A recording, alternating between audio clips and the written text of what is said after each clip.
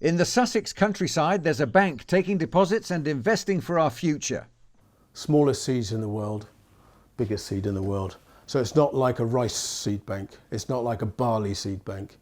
It's about dealing with everything from this to that. Scientist Tim Pearce's enthusiasm is infectious. The architecture on the outside of that seed is absolutely stunning. The Millennium Seed Bank has gathered over 2 billion seeds from about 40,000 species, barely 16% of what's out there. They are itemised, identified, vacuumed and X-rayed, and most important, they're allowed to dry in specially dehumidified air-locked rooms. So we know that for every 5% moisture they lose, we double their life expectancy. So we know as we start getting moisture out of the seed, its life expectancy goes up. Really important. In tiny glass vials with a pouch of silica gel, the world's inheritance is being kept safe below ground at -20 degrees. Any surplus becomes the focus of more learning.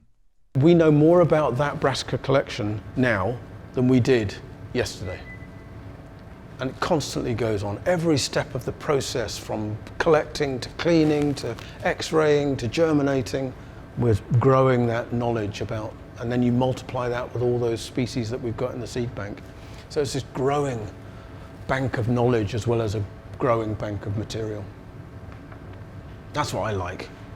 It's easy to see a seed bank as simply storage, a kind of black box for the future, but that really undersells the idea because it's more about living conservation, research, about adaptability, about refreshing the planet as we go along. And that's why the international dimension is so important.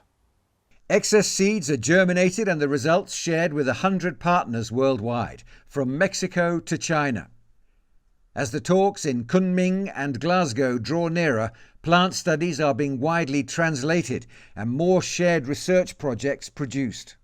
What we need to hear from these two conventions this year is a consolidated global effort to respond to the climate emergency and the biodiversity crisis.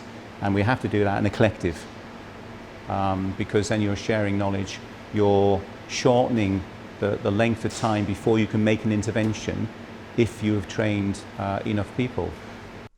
As the world degrades under a changing climate, these banks will become crucial to drive regeneration and regrowth. Resources for that will be a matter of government policy.